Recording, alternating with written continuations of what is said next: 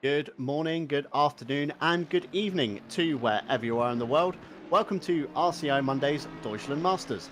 As the name suggests, we're allowing the use of only German manufacturers from the main marques of Audi, BMW, Mercedes, and Porsche. Tonight, we are bringing you the grand finale from a warm Nurburgring. I'm your lead commentator for tonight, John Dalton, and back alongside me in the box is Ryan Mawson. Stewie behind the cameras, as always, and a big hello to all our live stewards. Welcome. Yes, thank you, John. Well, the Deutschland Masters, they're sort of having the final send-off where the cars are finally at their home territory. And the big points battle today will be, can this man here, the number 13, Oystrom Brenham, can they take that championship battle to Barzaghi, who is not here for the final race? But from what we've been seeing in practice anyway, it looks like Chris Downing in that Mercedes is sort of going to throw a little bit of a spanner in the works if he can. Yeah, certainly so. We know the Volpus SimSport car of Chris Downing has proven to be a tricky one, always mixing themselves up into the top five. As you said, Ryan, last time out, we did see Oystein Brennan with a little bit of bad luck on the championship ascend to Dario Barzaghi, having an incident in the opening lap. Last time out, a very wet, soaking wet indeed, Alton Park. We did see utter chaos up and down the field with cars off at Cascades, Island Bend, Shellwells Corner, Knickerbrook, Druids and Lodge Corner, just to name a few. And despite all the chaos, obviously, Brenham did manage to fight back through a very tricky field indeed, with Dario Barzaghi taking a very early lead, unfazed, straight off the grid, out of the traps, stonking lead, 5 seconds to the good by the time the checkered flag dropped. But Brenham has only got to score 31 points tonight, Ryan, and we know he can score a lot more than that. Yeah, it's going to be a difficult race for that number 13, because you're going to have to play it safe, but you're also going to have to push for those 31 points, because if you don't qualify on the pole and you don't get the fastest lap, which I'm sure there are a lot of people today chomping at the bit for those extra points, it's going to be that little bit harder to grab those 31. And as we swap over to qualifying, the sun has risen, the track is fast, and the first car out on track, as of course we send out the split 2 drivers first, is Jan Yao in the Flying Hellfish Taders Porsche, which is a livery that we've definitely grown accustomed to this season. I will say you can never miss him on the track in the race against Dementia at 48.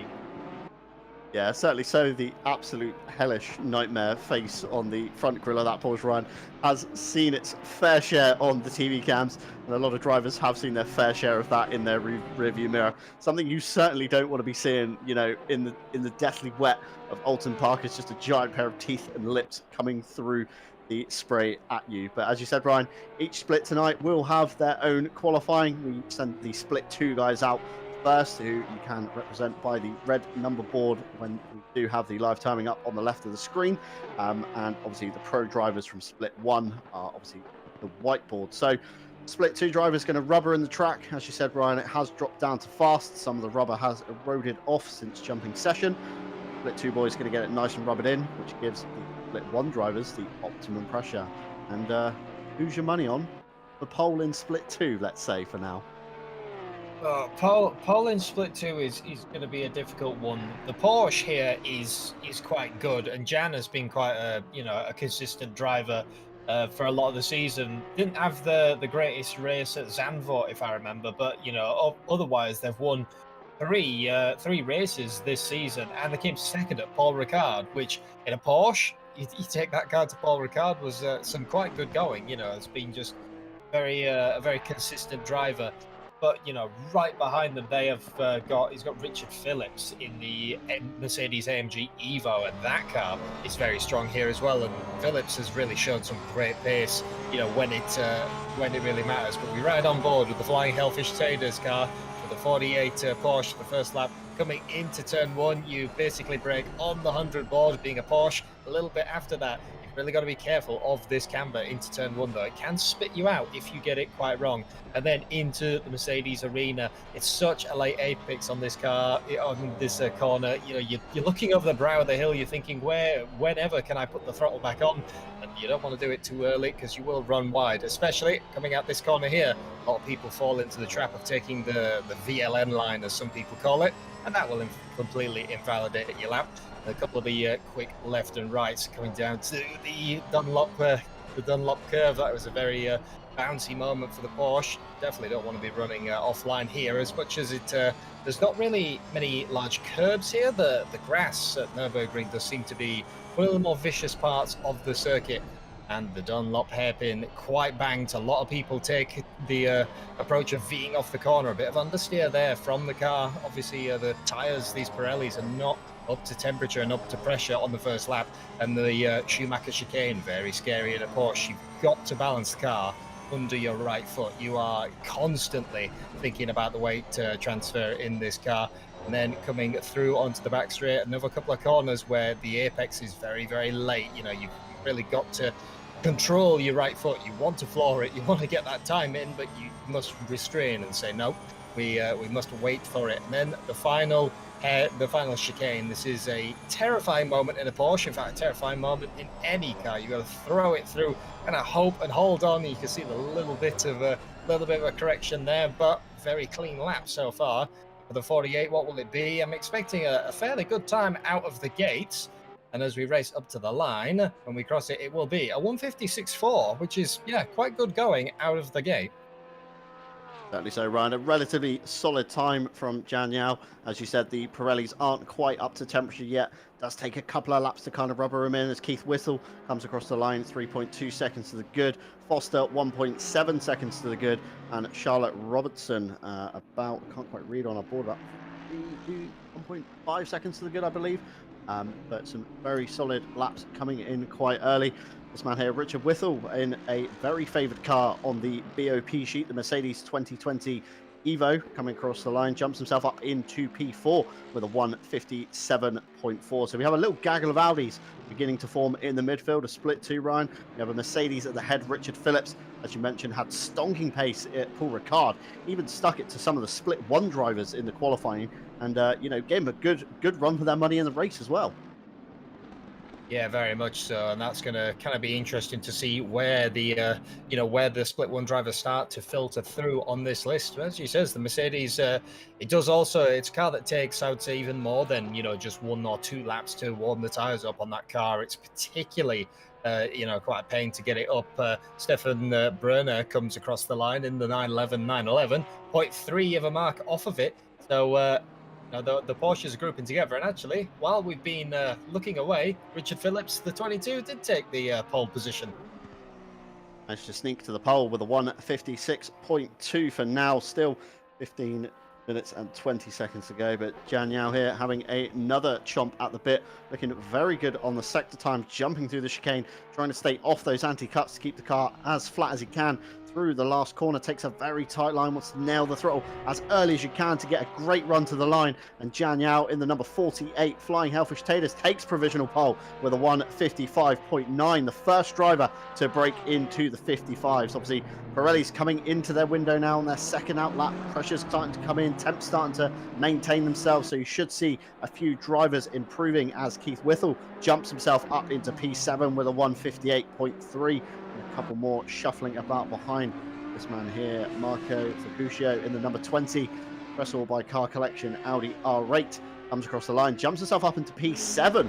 Looks like he did have a bit of a poor run out the last turn, Ryan, so definitely a driver that could certainly improve. Crimson in the old M6 jumps up to 156.7, provisional P4 and split 2, and RCI's very own Tim Ireland here down at the back of the field at the moment, looking to improve from a 155.3. Can he do so? Run to the line, jumps himself up into P10 with a 157.6. Yeah, well, these are some of the laps as well, as Les Stevenson dropping the hammer, has definitely dropped the hammer in that number 4 Audi Evo, and all the way up into P2. The track has finally gone optimum. A lot of these cars now have finally got the pressures. At least if you've stayed out, you haven't gone back into the pits. you've got the pressures and the temperatures in your tires, and you've got an optimum track to work with.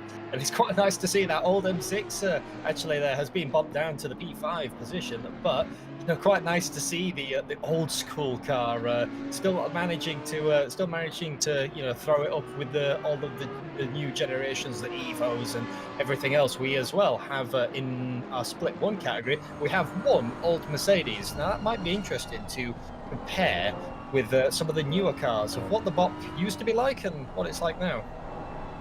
Yeah, certainly a few different changes on, obviously, the Evo Merc, most be it the facelift front end or the Zerg front end, if any of you have seen Toy Story 2 at home. Emperor Zerg looks a lot like his mouth in the film.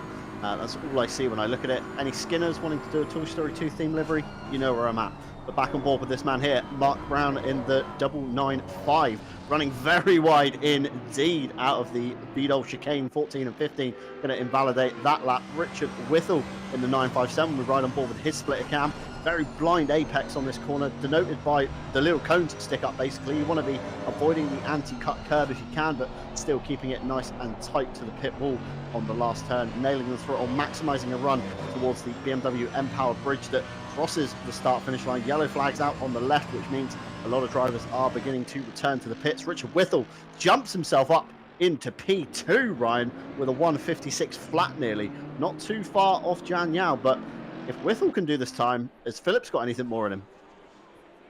Well, we'll have to see what sort of people start to come in now. This is going to be the final lap for a lot of the people. As we mentioned, we have the split qualifying. Well, you have to complete your lap by the 11-minute mark, or you cannot start another lap after the 11-minute mark. Les Stevenson will get one more go at that, and he's getting incredibly close now, up in the top mark, less than a tenth of a second. Richard Whittle is not that far behind, and I believe he will still have another lap after this. Yellow flag waves, but Mike Brown in the 995 navigates it perfectly, no one there, and one of the Porsches has decided that they've had enough of the qualifying. Obviously it weren't up on their lap time. Certainly so. If you're not up on your lap time, there's not a lot of point continuing at this point. May as well jump into the pits, have that extra couple of seconds to cool off, and then get back to it, ready for the race. But Ryan, in your qualifying sessions, I don't know about yourself, but me included, I tend to fuel the car for the session that I have, and then just run it until I, luckily, hit my best lap of the session. Do you do it any other way? Do you under fuel and over pressure to try and get the tyres into the window sooner, or what's your take on it? I generally just fill it up to the maximum, and at least for maximum of qualifying, and just go out and see what happens. A little bit of a twitch there from Mark Brown that might run up to the line, currently in P10, and that is a big jump all the way up to P5. The last dash for Mark Brown in that 995 did them great guns. What has Daniel Crimson got? The 707 has been popped a little bit down in the old M6, puts it right back up there, P4 on the grid, and that is going to be a bit of a bit of a mean car in the in the straight lines if it manages to stay there. But yeah, I personally go with enough fuel to make all the qualifying, unless it's a long track and I've completely buggered it, and maybe I'll go for one last hurrah, just see what happens. But generally I find that I need to get into the flow before any of the times start rolling. Yeah, definitely so. I was looking out the pit, the commentator's window. Richard Phillips jumps at 155.287 to take a provisional pole.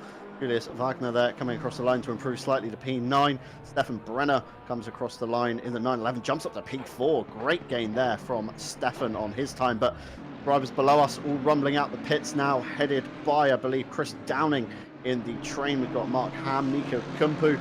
Actually is possibly, no, Andy Boardman is the lead car, beg your pardon, for Greased Weasel Racing. Again, a great driver who has had a wonderful, wonderful season here in the Deutschland Masters. Always struck down by a little bit of bad luck sometimes, but Andy's luck has definitely been on his side this time out. Nico Kumpu behind, we see Chris Downing behind him, and then Oystein Brenham just in the back of the shot there as we round down towards the bottom of the hill of the hairpin.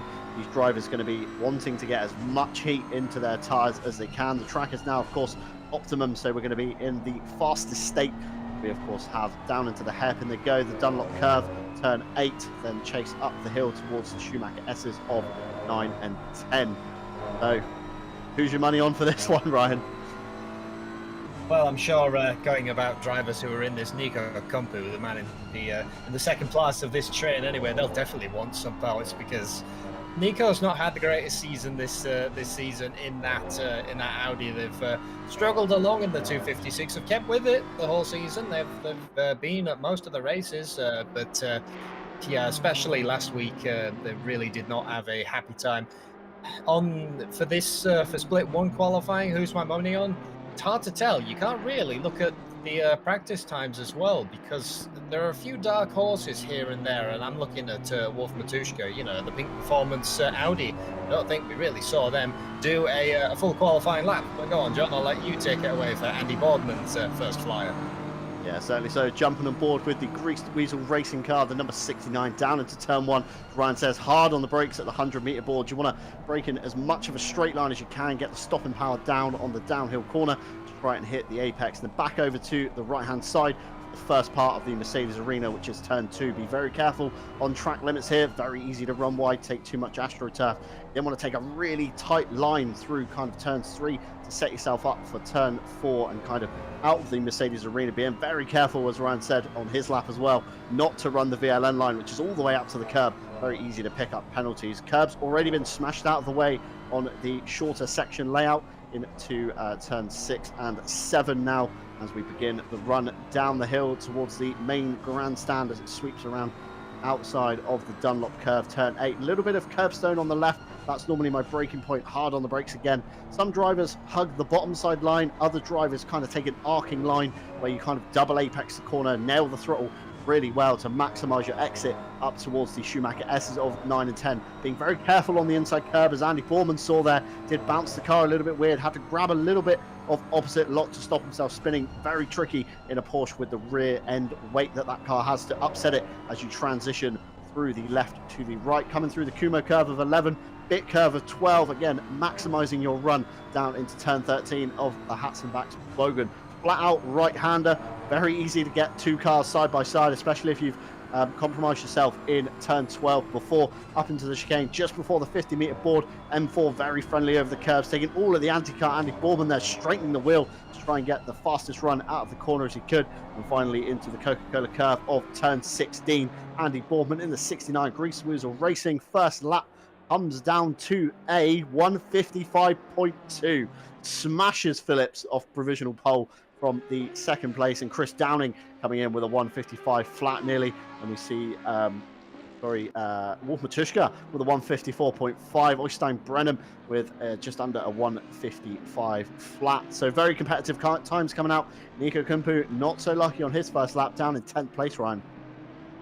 Yep, well, what did I tell you? I thought that the 25 had a little bit more to give than they necessarily did in that practice, in the practice run. You can never quite tell with some people what they're doing. And speaking of what are they doing, what's Rudy Philmolter got, the South African, once again for the Dropping the Hammer Racing team, comes to the line. It's 1.1 seconds off the pace right now, but as we know, all of these cars have still got to get into their, into their happy zone. But this is the kind of thing that I mentioned about, what's going to happen with the split two drivers and how is their race going to go? Because obviously, some of the slower pro drivers will end up filtered in with them.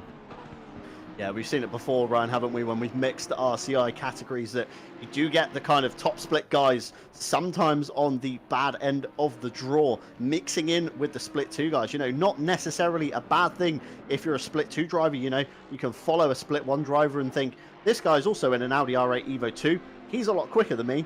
What am I doing wrong? And that's how you're going to learn as a driver, by racing people that are better than you. So it is great to see, obviously, the likes of Tom Shipston did come up through our British Master Series last season on a Monday night. That pushed him pretty much into the pro category that he finds himself in now. And obviously, championship points won't be affected with the split two drivers. Obviously, split one, split two run their own championship points. So if you finish ahead of a split two driver and you're in split one, no extra gain on points. You just keep your position in class. Andy Boardman with a 154.7 coming around for a second time by. Not too far off Wolf Matuszka's top time, but this man here, Jordan Daly in the Triple R, yet to set a time, Ryan. We saw him very, very quick out at Alton Park in the wet last time by in the 197 Mercedes.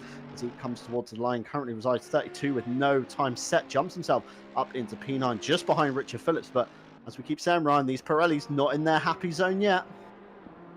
Now, Mark Ham comes across the line, takes the 10th overall, which will be 9th in Pro, because if you noticed that Richard Phillips, he was so far ahead in the split too, he's kind of ended up in a bit of a no man's land, which is all the meanwhile while these people are, they're setting the times as Nicole Fox comes flying across the line in her Audi R8 Evo 2.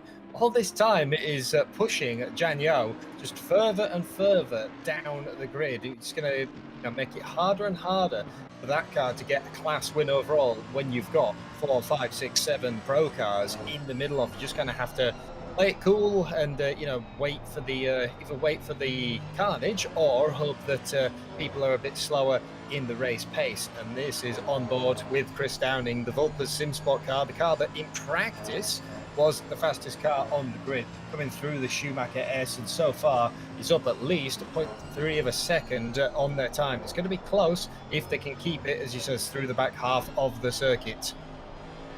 Coming down out of the bit curve, turn 12, we do see a slightly slower car ahead. Obviously, Chris Downing is going to be very conscious of that. I believe it's an Audi R8 looking at the pictures coming up into turn 14 and 15, the Vidal chicane. Going to want to get a very fast run, as you said, Ryan, up on his first couple of sectors. Not too much entry curb on the left, but a lot of curb on the right-hand side, and it certainly is an Audi R8. Looks a bit like Nico Kumpu, taking a very tight line towards the pit wall. The Vulpes SimSport Mercedes AMG comes across the line. Car number 23, Chris Downing, jumps himself up into P3, and Oystein Brenham takes provisional pole with a 154.410, smashing Andy Boardman's time out of the water by 0.152. This man here, Raphael Huel, has been a little bit quiet in this session, currently 1.8 seconds to the good off the pace, jumps himself up again into that no man's land gap between Richard Phillips and Jan Yao. And I'm glad you mentioned Jan Yao, because we do have a couple of the RPMS SimSport boys in the chat tonight on YouTube, and they are saying that the RPMS drivers just need to back up Jan Yao enough so Richard Phillips can walk away. But it's going to be a tricky one to see. George McDonald, another excellent driver we've seen come up through the ranks in the Deutschland Masters, a very retro liveried Flying Lizard Porsche, provisionally puts himself in P5. Still 1 minute 20 to go, and not a lot separating these top 5, Ryan. Anybody to play for, I would say, for pole today. No, and George McDonald as well, when they qualify up this high, he's got this magic teleportation system, I'm sure, where we kind of forget about George McDonald the whole race.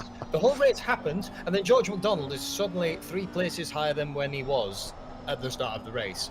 No idea how he's done it. He's done it at multiple races, including Zandvoort, and last week, for example, in the pouring rain, just suddenly came to the good. So that's a driver you kind of can't take your eye off. Not necessarily for the monumental pace, but just seemingly has a good grip on when to pit. And Wolf Matuszka throwing it in so hard that the Pink Performance Audi ended up scuttling all the way over to the grass. That will invalidate it, but luckily, because they got to the line fast enough, they will get one more go at the bit, and so will this man, Oystein Brenham. And once again, ending up over the grass. All of these drivers are trying to find just that extra something, anything, a couple of attempts here and there, or even not even tenths, a couple of thousands here and there, and they will once again have one more lap. And look how close that last lap was, less than 3,000th of a second slower.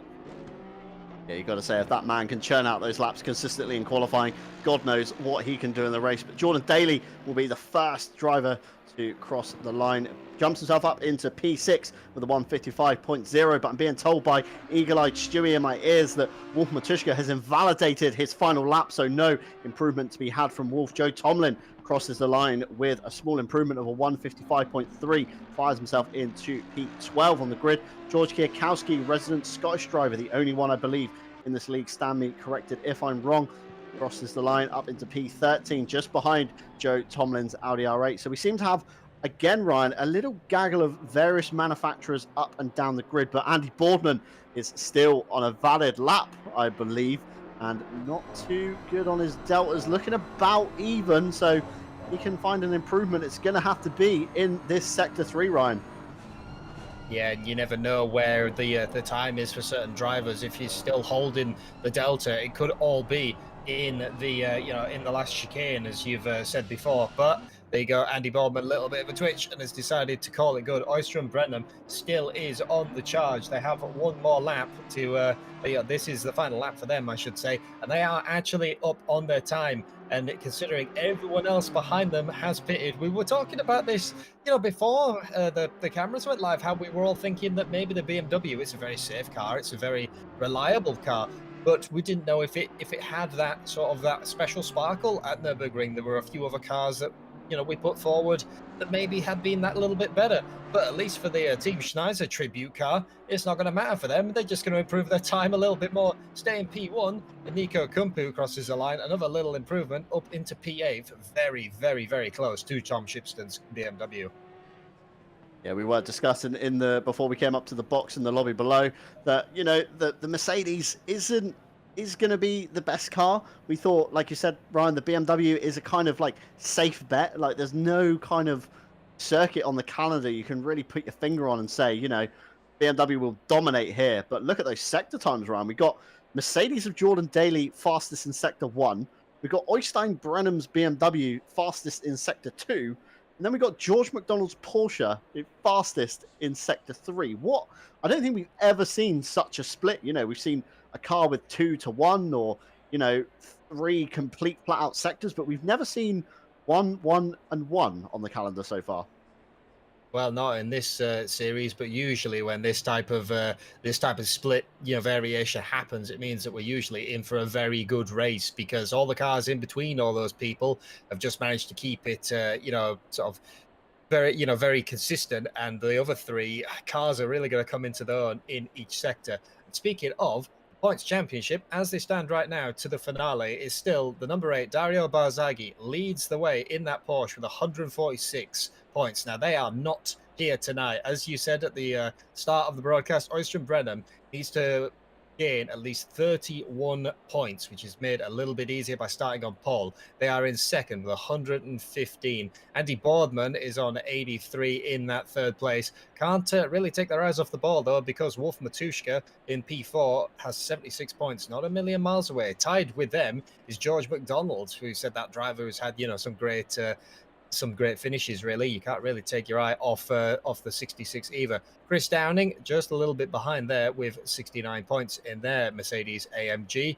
Tom Shipston is once again very consistent driver in the 7th place, 53 points. Jordan Daly has 39 points. We'll be hoping to gain a few more today. John O'Racer in his Audi, 36 points. Once again, another driver who's had some highs, had some lows in this championship.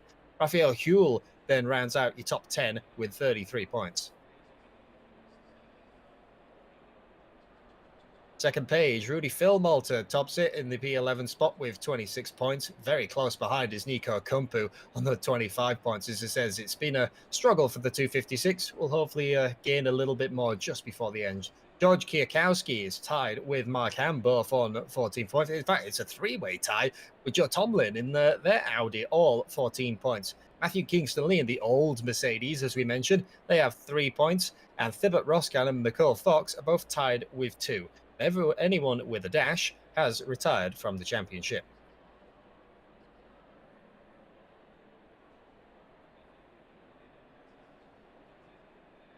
And for what are called the AM drivers, or the split 2 drivers as we call them, Zhang Yao sits with that 136-point lead, but Richard Phillips, 115 points. It is another very, very close battle going on here, and there's a lot of pro cars between these two on the grid, so it's going to be a bit of an uphill struggle for the 48. Les Stevenson as well, not too far behind, 105 points in that Audi R8. And we saw in qualifying they do have some pace in that Audi, so not one to take your eye off. Ismail Lassane in the 911, 76 points to their name. Richard Whittle, who we've been talking about before, 72 points. Mark Brown has got 69 in their BMW M4. David Grunstrom, we've seen some great things from this car, a few points. I think they had a very close finish with Zhang Yao, 55 points to them. Callum Kierrigan has 40 in their Audi. M. Young is in a 2-way tie with Manso in the M6. That's the old car, both on 38 points.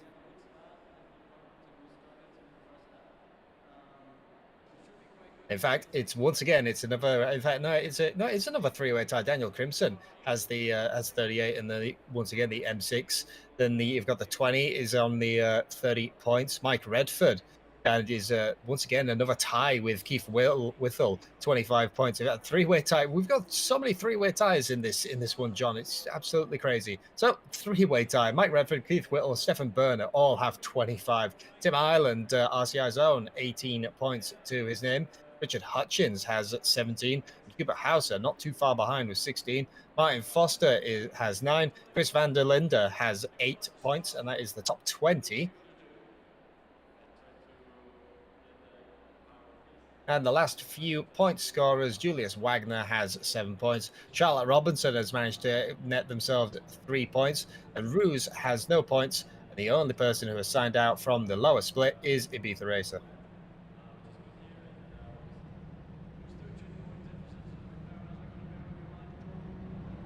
So as we move on to the grid, this man here on your screen at the moment, Oystein Brenham, of course, has to catch Dario Barzaghi with 31 points to the good as the cars begin to move away. Wonder if we'll see a few manufacturers' kind of decisions coming in between Andy Boardman and Oystein Brenham. Maybe Boardman could act as a rear gunner to fend off the charging of Matuszka and Chris Downing. And the teleportation man, as we mentioned in qualifying, George McDonald, lurking in 5th place. Definitely one to keep your eye on. Not always a driver we see a lot on the broadcast getting involved in fights and battles. Normally, you know, finds his own bit of ground, kind of paces himself there, and then just pounds in the laps until he gets towards the end. Cars begin to pull away. Flash of the lights there from the last car as it goes past down into turn 1. Going to be a very big pinch point, Ryan. You know as well as I do, Nurburgring GP starts are not always the easiest thing to make. No, because the start finish straight is actually fairly wide, at least in GT track terms. And coming into that turn 1, if you defend too much, you completely compromise yourself, and you can be overtaken from the all the way around the outside. But if you don't defend, you know that there will be some mad lad, generally in a Porsche, who's got the good brakes, so we'll try and send it up the inside. You have to really judge it, and it's so much so much traffic on this grid as well, with the split 1, split 2 drivers. It's going to be quite an accordion effect up and down the grid, so people are going to have to be quite ready for that at Nurburgring. It's definitely a start that's going to be I think chaotic is the word. Yeah, certainly chaotic would be describing it lightly. As we run through the formation lap, just going to give you a rundown of RCI's calendar this week. Tuesday this week sees an empty slot with the APAC Cup finalising with Andrew O'Hara as your pro champion and Ben Floyd taking honours in silver. Wednesday sees the beginning of our weeknight team championship. Find yourself a car, a friend, and sign up for 80 minutes of close racing in the GT3 class, with round 1 kicking off at Paul Ricard. Thursday, you find us with a multi-class Season 10, mixing GT4 cars but minus the Cayman, and instead bringing in a Porsche Cup car. Continues their tour into round 2 of Imola. Joe Dorber took Cup car honours with Bart Matcher in GT4 Silver and Rudy Filmalter in GT4 AM at round 1. Friday, of course, follows Thursday, and so does the championship, finding ourselves back in Imola for GT3 action. Salvalainen in the Mercedes took a win over YouTube famous Jaroslav Honzik and Twitch famous Samir Foch in their Ferrari 488 Evos. And Night Owl this week takes a break in exchange for the Endurance World Challenge round 2 at Paul Ricard, and I shall be streaming the RCI Blue Lamborghini Huracan this week over on Twitch, twitch.tv/Oreos, but then bang a H on the end, and you shall find me there. But as the cars grid up 2 by 2, Ryan, Oystein Brenham going to be looking in his mirror at the sea of headlights, seeing what he can do. And that man there, Richard Phillips, is going to be trying to gain as many pro cars between himself and Jan Yao to try and take championship honours in AM. There's already so many cars that we can already see through that. You can just about see the terrifying teeth of Jan Yao's car right in the distance. It is many pro cars between, but you can never discount it. You just have to kind of wait until the green flag drops and give the cards that you are played, and we're waiting for them. And there you go, the green flag has been dropped. It's a great start from both of the BMWs. Look at the pull of the Audi, the Wolf Matushka. Here it comes. That car is always scary in a straight line. It's going to be quite the pinch point. People trying to fan out, trying to find any space on the racing circuit. He says Oyster and Brenham still defending very hard, but Andy Baldwin's gone a little bit wide. That's going to invite Wolf Matushka around the outside. We're almost 3 wide in the background with Kingston Lee, Richard Phillips all the way in the back there, and I think that is actually Matthew Kingston Lee has ended up backwards. Yeah, I believe I saw a big yellow taxi-looking car spinning into turn 2, as you see the headlights there on the outside of the turn, just in the left of the shot, trying to regain some ground from his mistake. But a relatively clean kind of Mercedes arena.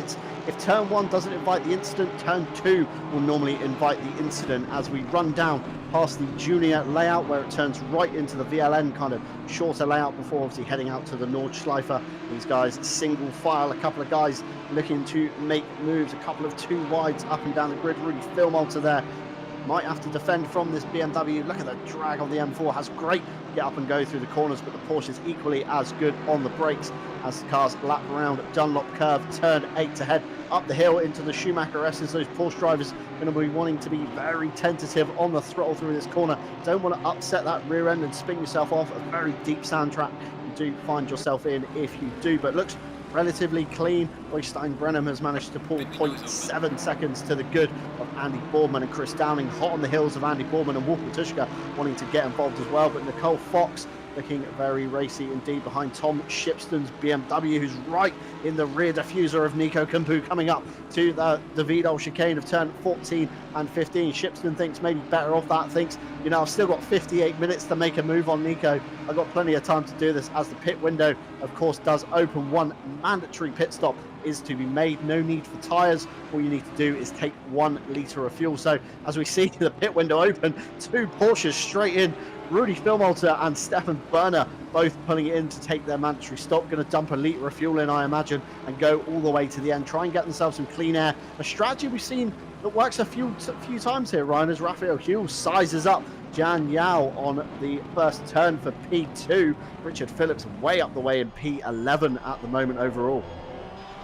Yeah, and Jan will kind of be wanting or wishing that Raphael Huell wasn't filling his mirrors as much, because that is Les Stevenson right in the front. I mentioned that Audi, you know, with the straight line speed it's got, and that driver has some great potential. And Keith Whittle has had an issue coming into turn 1. What has befallen the 157? There's a couple of spinning cars up ahead. There's a BMW M4 in the way. You kind of have to pick a side to go. Sadly for Keith Whittle, the 157 car now with big damage on the front, but. Yeah, so Jan Yao will have has lost that position out to Les Stevenson, and that's going to be a tricky spot to get back. Yeah, certainly not going to be easy. As we see the race replay from the mid-pack, we saw a car spearing off the side there, the number 20 Tresor by Car Collection Audi R8. Richard Whittle in the mid-pack there, taking it very easy, almost stopping on the apex to give room as he peels it out of the pit lane in near enough dead last. Matthew Kingston Lee is in fact taking the P33 as we watch the yellow Mercedes up ahead. We see 3 wide, we see Roskam on the inside, and unfortunately Berner just drives too far to the right to try and open up the corner. Doesn't maybe realise how much the Porsche splitter hangs over the front, catches the back of the Mercedes rear diffuser. But back to the front, we have Mark Ham here in the train with Joe Tomlin ahead. We have George Kwiatkowski behind, and this is the rear view from Richard Phillips's Mercedes AMG. Big wiggle there from Joe Tomlin, proving what happens when you do take too much of the anti-cut sausage. The BMW looking exceptionally good on the brakes into the last corner behind Joe Tomlin. That's Mark Ham in the 208, the last of us in the BMW M4 down into turn 1. The M4 in the wake of the Audi R8 Evo 2. Joe Tomlin covers off the inside, but then kind of moves towards the outside. Look how much Mark Ham gains on the brakes, Ryan. Great car there, but unfortunately can't make it to the apex. It does compromise his exit, but Mark Ham definitely one to keep your eye on, I think, Ryan. Yeah, has it on the brakes, but like you said, it's all the brakes in the world are useless if you can't get to the apex because you're blocked by a car, and that is kind of what's happened to Mark Ham. Have to try and reset, but it's difficult with an Audi ahead because every single straight you're not going to have quite the same grunt in the straight line that you do in your BMW. Now, speaking of two straight line cars, Wolf Matuszka has really not let up the pressure on Chris Downing at all. They are all over the back of them, and Chris Downing has fallen off quite a bit to Andy Boardman. And it's the two BMWs that seemingly have found the setup, found the secret sauce, and are really roaring away with it. Looking back down the grid, Mike Redford trying to make some moves on the 20 ahead. Welcome to Porsche brakes. You can really dive it in late. This is sort of the line that you mentioned. You're trying to go for V'ing off the corner, stamping the throttle as early as you can, but catching the gravel a little bit will slow your run up into the Schumacher S. You can see the Audi bouncing, and the number 20 is going to have a bit of a wiggle. Yeah, certainly so. Too much inside curb, and we see the M6 there taking a spin in the background. The RPMS car of João Manzo, as we see a replay here on board, clips the inside curb, runs a little bit wide, dips the gravel, and of course you've got that massive cliff to climb as you come back onto the green AstroTurf on the inside. Manages to keep that M6 out of the wall, which is good to see. So no front end damage, just a bit of a shaken ego. And I'm sure you know as well as I do, Ryan, whenever you make a mistake like that in a race, tends to play on your mind for the remainder of the race. So 54 minutes to go. Manzo now has to navigate Schumacher S approximately, another 20, 25 times. Every time he goes up there, he's going to be super paranoid. He'll do that again as George Kwiatkowski looks to the outside of Mark Ham. Mark Ham on the inside covers off the apex nicely. Kwiatkowski going for a switchback into the Mercedes arena of turn 2. Mark Ham again gets the inside line for turn 2, manages to shut that move down before it got side by side. Ooh, but it might not be. A little bit of a door left open there by Mark Ham. George Kwiatkowski really looked up the inside, thought about it in the Audi, didn't quite have the brakes to pull it off, so it has to reset. But you can see in the straight line how much more speed that Audi has. BMW just kind of runs out of puff, has some great acceleration, great brakes, and is generally an all-round, safe handling car. But as we mentioned at the top of the hour, maybe don't have everything to be, that magic sparkle, apart from the front two, who seemingly have found something to do. But the other thing that I'm looking at down the way as well, Zhang Yao has been promoted back up into the second place of the silver battle because Les Stevenson has already pitted. Very strange move, if I do say so, from Les Stevenson. He did have good track position, but maybe wanted to segregate himself out of a battle that might not have caught on our TV cameras. But George Kwiatkowski still hunting down the back of Mark Ham. But Zhang Yao gaining a position, has obviously jumped up 2 split 1 cars of Raphael Huell and Roskam towards Richard Phillips's rear end. He only has to clear Kwiatkowski, Ham and Tomlin. If these cars decide to pit, going to have some very clear air to get the hammer down on the Porsches. We see a move here from Nico Kumpu, excellently displayed down into the Coca-Cola curve of turn 16, up the inside of Jordan Daly. Daly's not going to take that line down, as you see the grunt of the Mercedes closing up on the back of Nico Kumpu's Audi R8. Nico goes defensive to try and cut off the inside line into the hairpin. We see Nico braking slightly earlier, but the Mercedes tucks into the rear diffuser, covers off very nicely, and now the switchback comes into turn 2. Nico again holding the inside line, blocking the Mercedes from grabbing the undercut, and all the meanwhile this is going on, Ryan, Tom Shipston has a first-person view of this, waiting for any kind of mistake, any kind of slip-up from Daly, overcommitting to a corner. Tom Shipston's going to be straight up the inside and past you. Yeah, it's the very difficult position in sim racing, the middle car. You know, especially any time you want to attack, you kind of have to half defend as well, because if the move doesn't pull off, you can find yourself going backwards, not just one place. But, you know, when we're looking back from the spoiler cam of Nico Kumpu, look at how many cars are potentially there. You know, if everyone bunches up in a corner, it can be very much so, and that is very, very close from the 197 right underneath the wing of Nico Kumpu. It seems that actually a car that I would have called it, but I'd say that the Mercedes has the better brakes in this battle. Yeah, I certainly wouldn't have called it indeed, Ryan. I would have thought my money would be on the Audi R8 Evo 2 on the brakes, but Daly making a little mistake there up the Schumacher S allows Nico Kumpu to really pull out the gap. Takes a lot more of the inside curb and a little bit of oversteer believe I saw there from Nico, allows Daly to catch right back up into bit curve of turn 12. But more Mercedes on Audi action now as Wolf Matuszka looks like he's tucking up the back of Chris Downing's 23 Volpus SimSport car, looking to get a move on now. Obviously, Andy Boardman and Oystein Brenham have kind of played this one smart. Brenham's managed to pull away a little bit from Boardman. Boardman's probably said, you know what, there's no point us fighting. Let's just pull away. Let's get a move on, get a lead before the pit stop cycle through. And we said in the beginning, Ryan, as we did our grip walk and championship standings, the man in the back of the picture, George McDonald, inching ever closer. Yeah, all the while these lot are fighting, look at how much the Porsche can close up on the brakes, while Wolf's trying to set up the switchback, trying to set up anything and everything this way, that way. It just slows them down, and obviously with Downing having to defend from Wolf Matuszka, slows them down even more. So, like you said, for the 66, they've got the kind of best view of it. They'll just be watching along, kind of like the view that we're getting now from the Co-Fox's next round racing Audi. Just got a potentially 3-place gain if anything goes wrong with any of this front group. They'll be, should be able to see that Daly is really attacking Kumpu quite hard, and that Shipston's looking every which way. You just have to stay within earshot, and you can gain some great places. You kind of don't have to worry too much about the cars behind. You've got John Racer, but you also have Richard Phillips, who's not in your championship battle.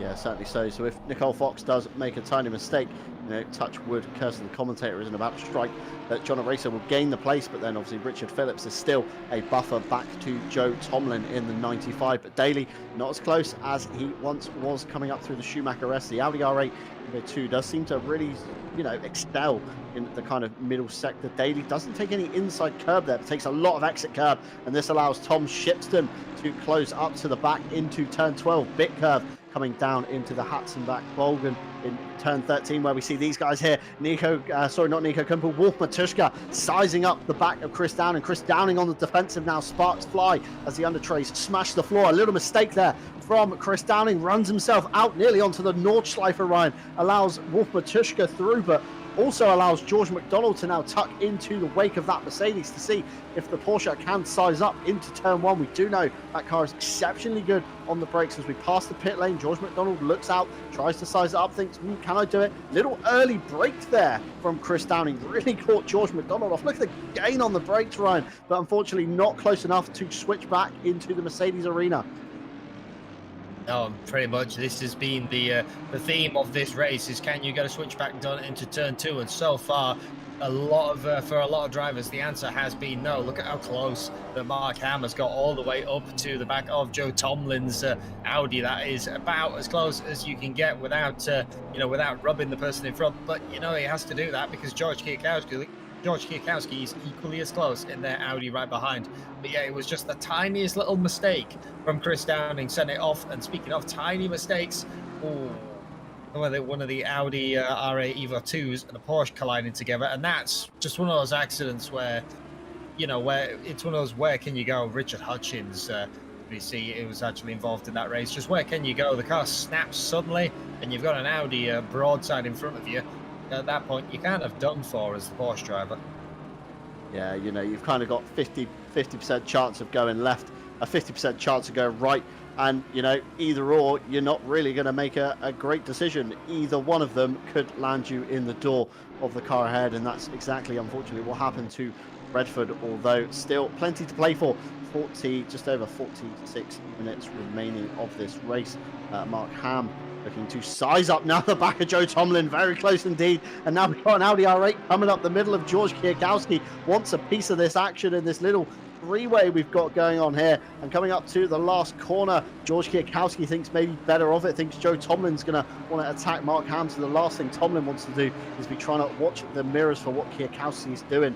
As you said, Brian, it's always super, super awkward being that middle car in the pack. You don't want to outbrake yourself because you fear running up the back of the car ahead, but at the same time, you also don't want to brake too early for having the car behind you run up the back of you. But again, in the background, Raphael Huell in P15 overall in the 21 Porsche has prime time view, and he closes right up to the back of George Kwiatkowski's Audi into turn 1. That Porsche into turn 1 is exceptional on the brakes, Ryan. Yeah, and a Porsche always kind of has been and always will be. It is its party trick, and it's a car that you have to play anytime you can. Just to keep in touch with these people, because you're not going to have it, down the front straight. Otherwise, you kind of have to make up that time in the braking zone. Right on board with Raphael Huell, looking at the angry swarm of Audis ahead that have been basically going at each other tooth and nail. See, once again, as soon as the door is lightly opened, the 202 is looking for it. And all the meantime as well, looking in the rearview mirror, Zhang Yao is kind of just there, which is, nothing in this battle. But it is a very sensible drive, as actually Joe Tomlin's made a bit of a mistake, runs himself a little bit wide in the Dunlop curve. Hasn't got quite enough as George Kwiatkowski to pull that car alongside, but it's kind of showing the pressure that the 95 is under. But going back to Zhang Yao, he's kind of just there, but all this time, he's not having to battle anyone or lose any time with traffic or anything. All this time could be time gained over Les Stevenson. Yeah, certainly so. Zhang Yao has got a little bit of a gap to build on Les Stevenson, although Les, again, equally in clear air as Richard Hutchings pits, allows Les Stevenson up into P23 provisionally overall. But as you said, Ryan, Zhang just has to sit here and just admire what's going on ahead, wait for some great racing as George Kwiatkowski there lifts off on the corner exit, allows Huell through in the Porsche to take the pit lane, wants to get his stop out of the way fairly early, 44 minutes just over to go, and the teleportation man George McDonald here coming through turn one, still on the back of Chris Downing's Mercedes, unable to shake that flying lizard Porsche at all. And this car has been very strong indeed throughout every single round. We've not really seen much of George McDonald, as you said, but he's always kind of been in the right place at the right time. Any first-person shooter players will know the role of the lurk. George McDonald is almost like the lurk player. You don't quite expect him to be on the other side of the map doing his own thing, but then when he needs it the most, he's there and he capitalizes on what he needs to. As we see Chris Downing flashing the lights there at Keith Whittle.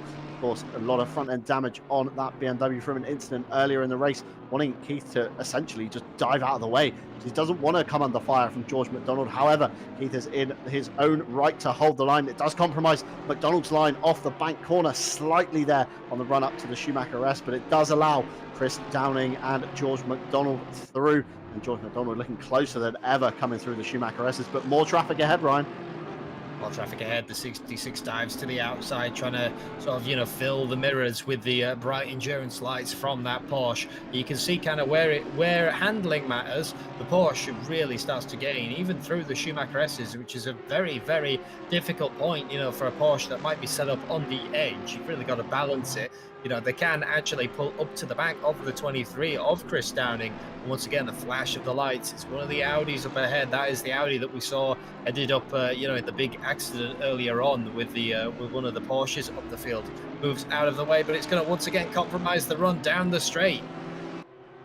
Yeah, certainly traffic might be the key thing that settles a few battles here today, Ryan, but George McDonald there, you see, did get caught out by the Audi R8, has allowed Chris Downing in the Volpus SimSport car to pull out a little bit of a gap, but we know McDonald is super good on the brakes, but don't be disillusioned by the braking zone there. As they jump on the power, the gap will start to open itself back up again. I remember watching an interview with famous Le Mans driver Alan McNish. The best piece of advice that I ever got from that was never check your mirrors in a braking zone. Glance when you're about to brake, ignore them, focus on the corner, and then when you hit the power coming out the corner, check your mirror again, and that driver that was behind you might not seem so close anymore. Tom Shipston has pulled away slightly from Jordan Daly ahead, who is still all over the back of, I believe, Nico Kumpu there. No, it's not, sorry. It's Keith Whittle again, is a key member in possibly playing the decision on some of these fights. Daly might be slightly hampered coming down towards the Dunlop curve, flashing his lights furiously. Keith Whittle doesn't quite know which way to go, sits in the middle of the track, gives the boys the inside line into the hairpin. Very clean piece of driving from everybody there. Daly very patient on making his move known, wanted to get up the inside, get that ultimate run through the bank corner. Obviously the camber sucks your car around the corner to try and maximise drive off up into turns 9 and 10. A little bit of dust being kicked up there. Nico Kumpu navigating another Audi R8 that we did see broadside into a Porsche.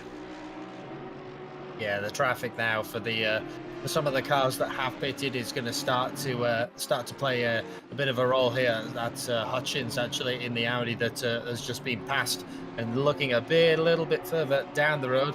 This battle kind of hasn't calmed down yet, really. Raphael Huell still all over the back of Joe Tomlin, and while George Kwiatkowski has already pitted and got out of this battle, Raphael Huell would, I'm sure, very much like to get by the other Audi that they've been battling with for a while. But now that Tomlin doesn't have to fight tooth and nail to to keep Kwiatkowski behind, they might be able to open it up just a little bit. But once again, the split two Porsche drivers still just being pulled along by the slipstream, staying in what is a great track position right now, because you haven't got traffic. You've still got at least maybe a couple of corners before you hit anything.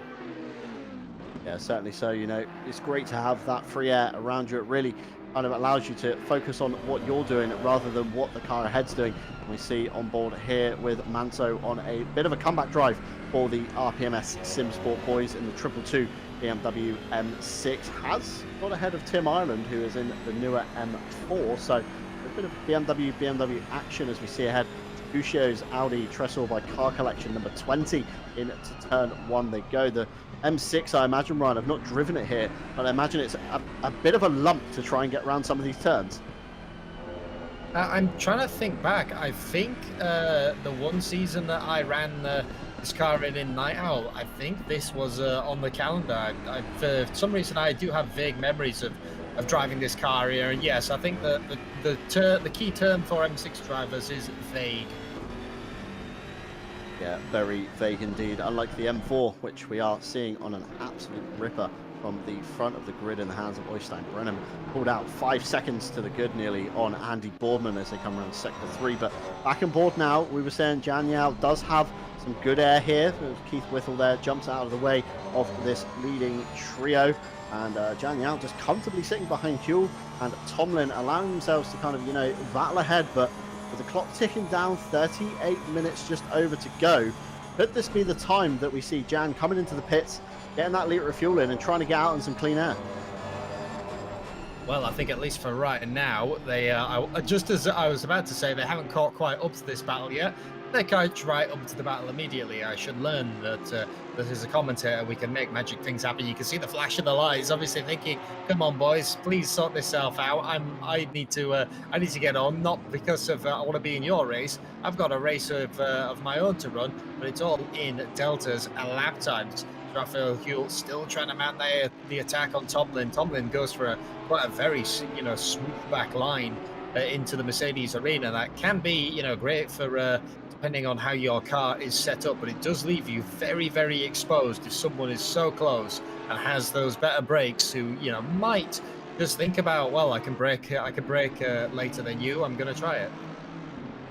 Yeah, definitely so. We've seen a few times, I believe, even in my sim racing career, leave the door open in one turn, you're going to turn in, and all of a sudden the guy that was once behind you, a couple of car lengths to the good, has kind of taken it upon themselves to try and claim that real estate you've left yourself to try and get a better run. But this man here, Tom Shipston, still looking at the back of Jordan Daly's Mercedes, and Jan Yao now finding his way past Raphael Huell, as I believe Huell went on the defensive, pulled himself out on the brakes a little bit and kind of ran himself up and out of the banking into the gravel.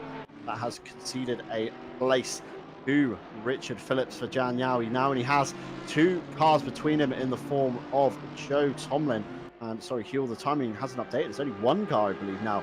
Joe Tomlin's Audi number 95 is the only car that separates those two. So eyes on that one. As down, I see Berner has picked up a drive-through. Yeah, the 911 has been handed a drive-through. We'll have to see if some of the live steward reports finally coming through, because as we haven't mentioned quite yet, this split has been live stewarded, and actually we do have them starting to roll through. Lap 1 has already been done, and some of the stewards are on to lap 2. So we have an incident on lap 1, turn 1. We said it was going to happen. The 957, the 48, and the 555. No further action, just a little bit of minor door dinging there.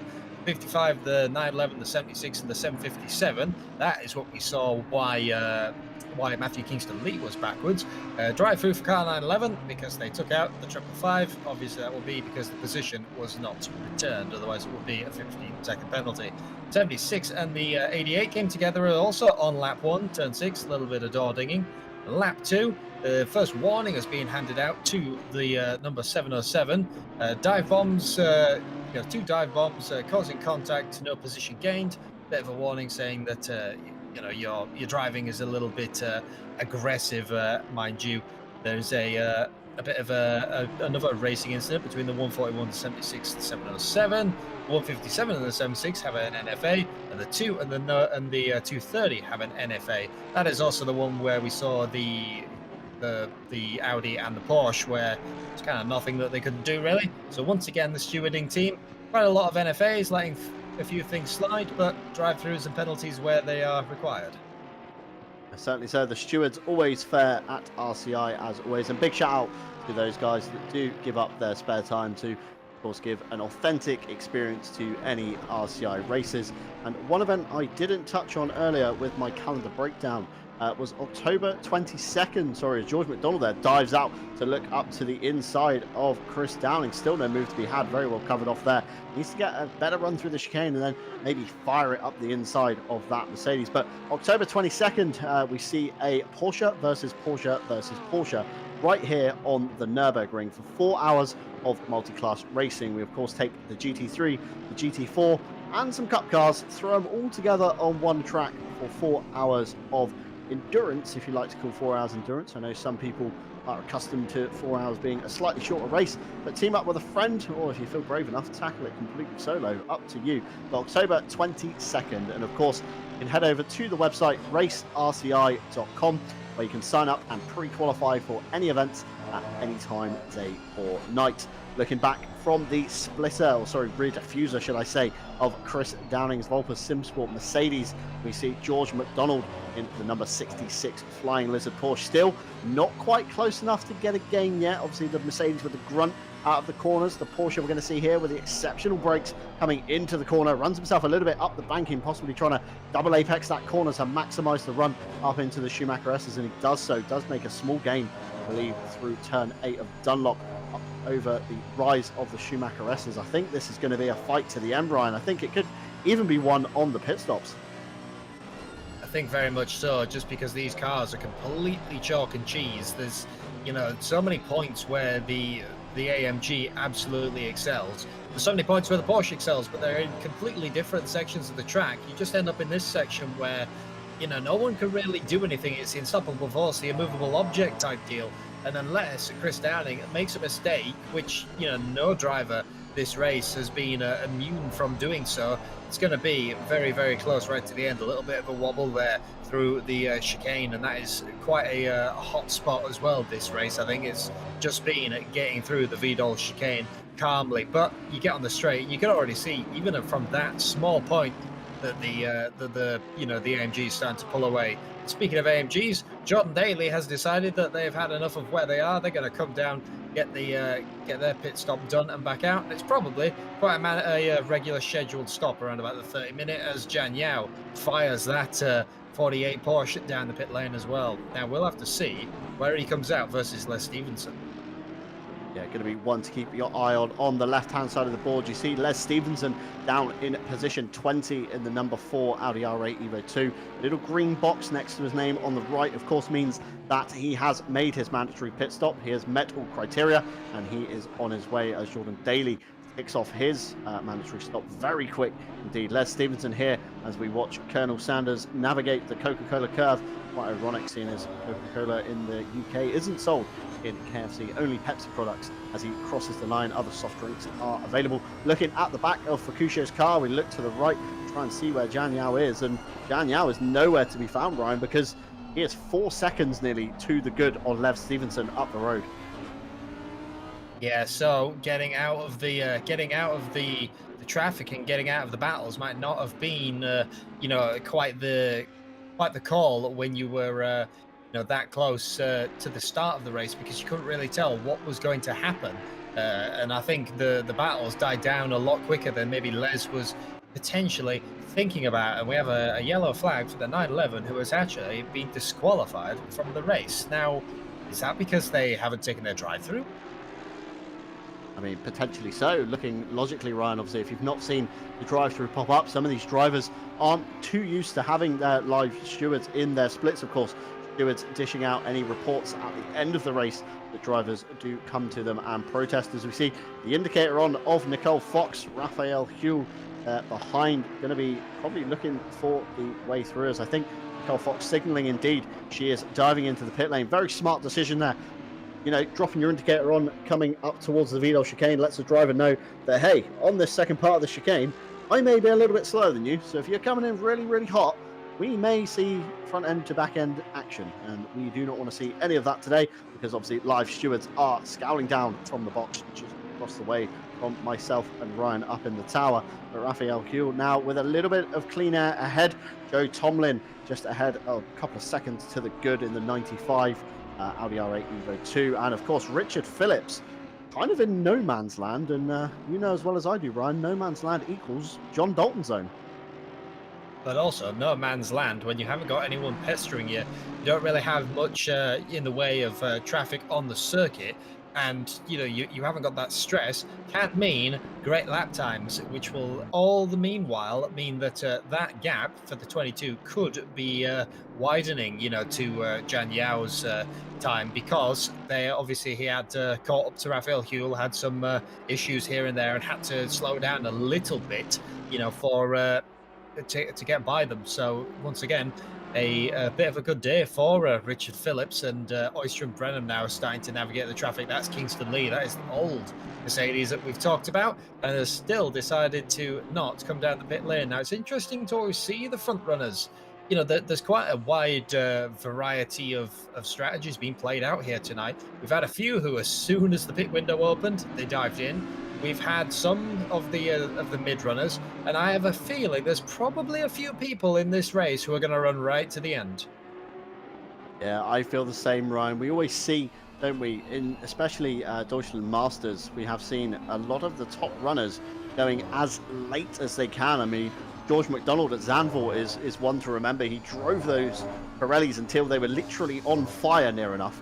Came in with a couple of minutes to go, dropped a litre of fuel in, and then went again. As we see Fukushio there making a small mistake up Schumacher S, and we can see how much that does indeed hamper your run to the cars ahead. Giving way there, I believe, Nicole Fox, a very RPMS-esque sim sport themed car, and Nicole Fox is free to now break away after her pit stop to try and catch the back of Les Stevenson. Of course, not for split position, but just for overall honours. And Rudy Philmolter, another driver we saw pitting very early. Speaking of strategy, Ryan, we did see him and I believe it was Brenner, the first two cars down pit lane.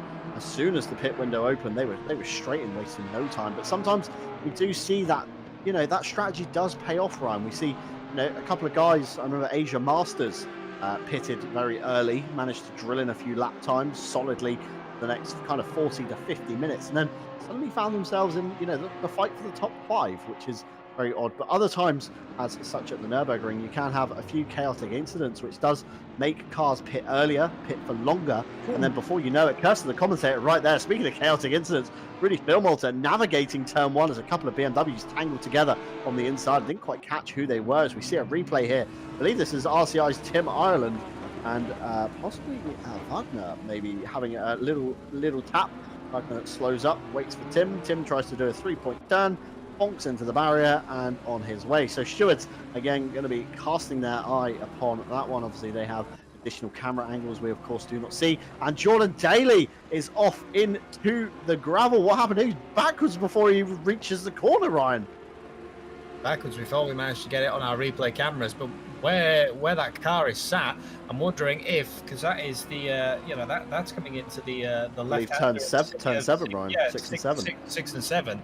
I'm wondering if they've sort of touched the grass, it's upset the car, or they've bounced it over the curb and they've just ended up it's just followed round, and we've caught just the tail end of it. And speaking of people who are going for moves, a little bit of a hip check there from Les Stevenson, hard on the brakes, trying to get around the big barge of the M6 and Manso. The 222 is yet to pit, and Les will definitely want it to be, making up more time versus losing it to Jan Yao, who's, a little bit up the road now. And all the meanwhile this is happening, that is increasing that lead. Yeah, certainly so. A little bit of a hip check from Colonel Sanders coming around sector 3 as we see on board, but Nicole Fox has a face full of the KFC review of the Audi, but Manzo still yet to pit in that big, still yet to pit, sorry, in the big barge of the M6, whereas, Les Stevenson has pitted already and wants to get a move on, wants to say, RPMS SimSport 222, please get a move on. Colonel Sanders is eager to make progress, up to the back of Jan Yao. And now we see Les Stevenson coming under fire. We were saying, obviously, earlier in the broadcast that, if you're that middle car, you've not only got to watch the car ahead, but watch the car behind as wheels get very, very close indeed coming into the Mercedes arena. The Evo 2 fires it down the inside. Very smart driving there. A bit of a bonk from Manzo behind, which follows Nicole Fox. Have nowhere to go. Runs into the back of Manzo. So Manzo being the sandwich in an Audi burger bun there. Bit of an accordion effect there between the three cars, and all come away with a little bit of damage, but Manzo probably a little bit more than the other two. And that is exactly the move that I mentioned earlier on. You take that wide swing into the Mercedes arena, it leaves you completely exposed. And if someone has decided that they've got better brakes than you, which Les Stevenson obviously felt that they had the better brakes, you end up in that situation, and that is exactly what can happen. Jan Yao now is kind of facing a similar problem, trying to regain up all the way to Richard Phillips, as that is Foster in front in the Audi, running very, very wide. Jan's going to try and go for the switchback maneuver. You got to be a little bit careful though, because hopping the corners in the Porsche exactly there will have a big, big drop off into the dirt. You saw the car wobble around, really hurt the drive on.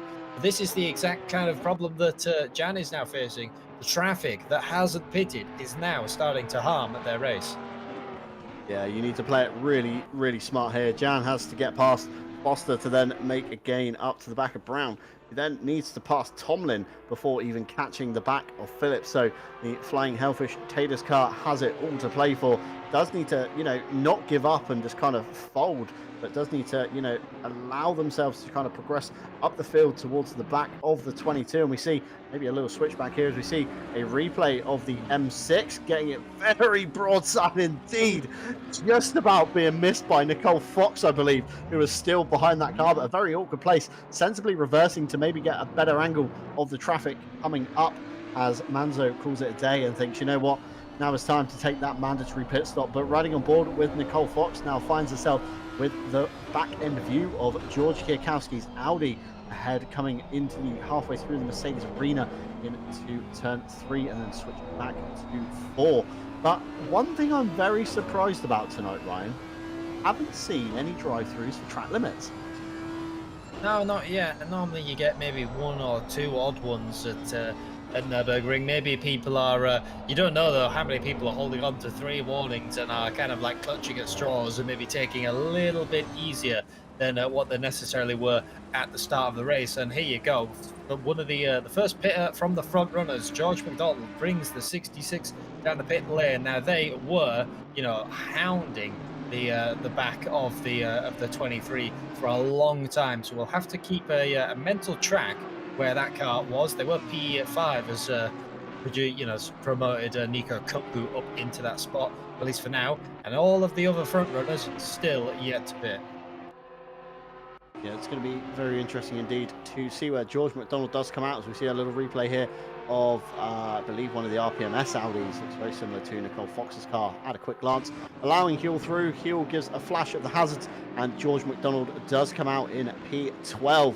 Just behind Brown in the 995, who is again still yet to pit. So George maybe finding himself not in the ideal territory, needs to clear the lap car pretty quick, needs to have a really strong out lap as well as a strong in lap before that stop. But Mark Ham in P9 still yet to make a stop with, I believe, John Aracer ahead in WRT themed Audi R8 Evo 2 WRT. Of course, changing from Audi this year in the real life series to those of you that are following and have begun testing the M4 GT3. So eyes peeled there, obviously alongside the BMW prototype program that is coming into IMSA over August 8th. Markham still looking very fired up indeed, not really backed off from any fights that he's had. We saw him super strong down into turn 1, so it'll be good to see if he can get one over on John Eraser. But this battle here, Tom Shipston finds himself looking at the back of Nico Kumpu's car. Two drivers still yet to pit, neither making the move down the lane. Tom Shipston picking up some of the grass, kicking up some sparks indeed, and not going to be anywhere close enough down into turn 1. Nico Kumpu just with enough of a gap, but I don't think this one's going to be over. I think these guys are going to be fighting quite closely towards the end. Yeah, very much so. And like I said, it's once again a bit of a two cars, two completely different parts of the track that we even saw in the qualifying with where the purple sectors lie. These cars will sort of yo-yo each other just because of how they are built. George McDonald starting to clear the traffic. I think that is Brown in the 995 BMW M4 GT3, and the Flying Lizard Motorsports car gets back up into that P11 spot. Richard Phillips, the RPMS AM car, has come down the pit lane out of the lead of split 2. Now this will be interesting. How far ahead are they going to rejoin out? And as Stewie pointed out, it was quite a long stop for the 22 Mercedes. Yeah, the 22 Mercedes, typically we saw it Paul Ricard taking a very bold move on strategy, and I think Jan Yao has just passed. You just saw at the bottom of your picture there, a flash of the dark coloured Porsche. Can't see the mouth in the darkness at the moment, but looking down into turn 1, can't even see Jan Yao. He's 4.5 seconds, Ryan, nearly 5 seconds to the good on Richard Phillips, but Richard Phillips with a stop like that, I'm going to say he's taken tyres, Ryan. Could we see another fight like we saw at Zandvoort, where we saw tyres versus no tyres? Obviously, the top 9 is still to pit. This man here, Wolf Matuszka, has now caught the back of Andy Boardman. Now he's kind of, been set free from downing quite early on. He's found enough pace to sandwich himself right into the wake of that. Mike Redford, I believe, ahead in a slightly wounded Porsche, getting the hurry up from Andy Boardman's endurance lights, wants to get a move on, doesn't want to find himself with the jaws of Wolf Matuszka breathing down his neck, but Redford sensibly indicating to the left, pulling off, allowing Boardman through. Very sketchy indeed, very tight, and this allows Wolf Matuszka to really gain to the back of the diffuser of Andy Boardman, but Boardman being very smart indeed and covering off the inside line of turn 2, and of course not being close enough into 3. Keep it very tight through 3, Boardman. Switch it back to the right for 4. Be careful of the curb, careful of track limits. Try and maximise your run down. Wolf Matuszka using every single inch, Ryan, almost on the VLN line out towards the bollard.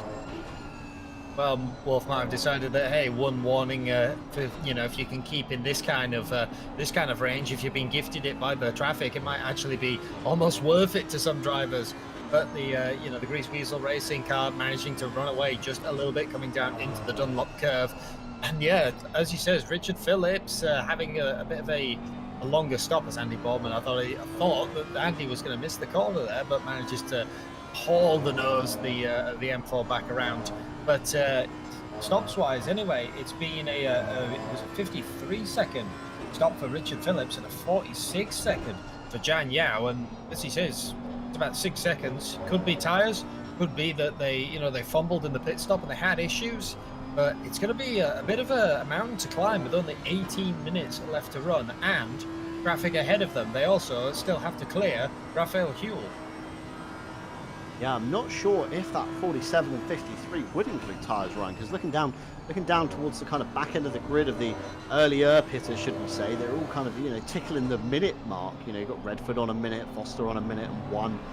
You've got Whittle on a minute and 12, but we know he had some kind of damage. Manzo, I believe, was slightly damaged as well with a 1:05. So possibly Phillips didn't quite take tyres as we thought. Maybe, like you say, Ryan, just kind of missed the jacks a bit early on the speed limiter, a bit late coming out on the speed limiter. There's so many factors at play, and races can really be won or lost in the pit lane. So any of you new ACC players looking to get into it or have just picked up the title, focus on your pit stops, because you can really win or lose a race.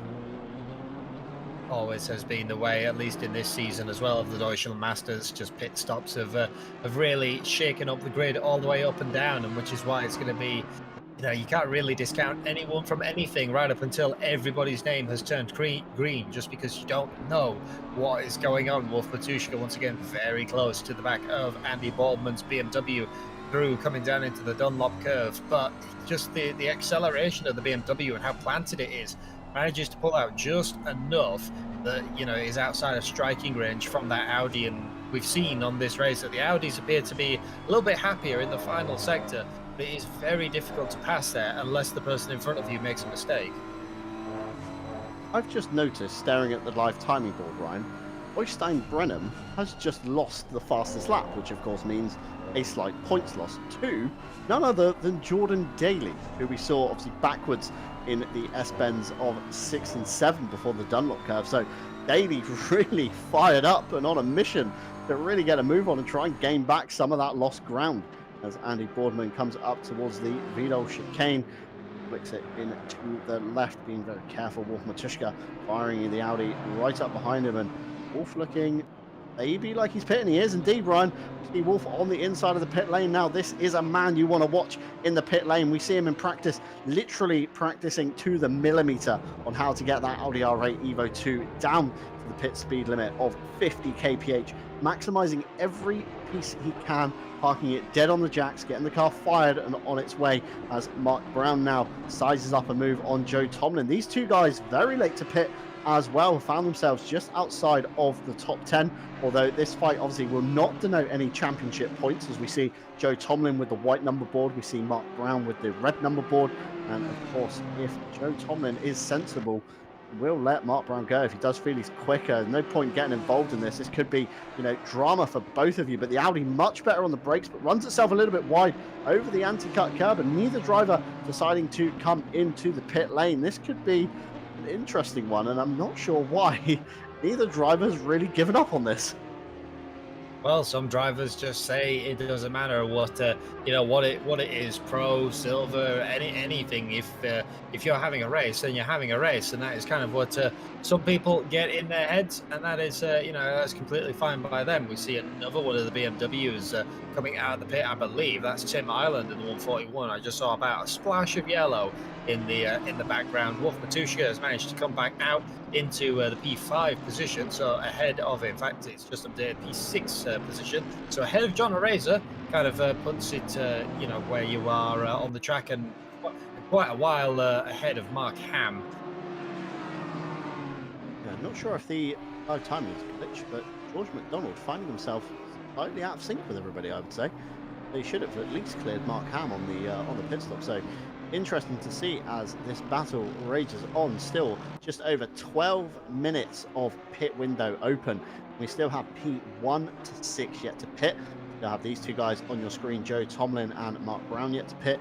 You have Charlotte Robertson down in P22 overall down the side, still yet to pit. And that is it.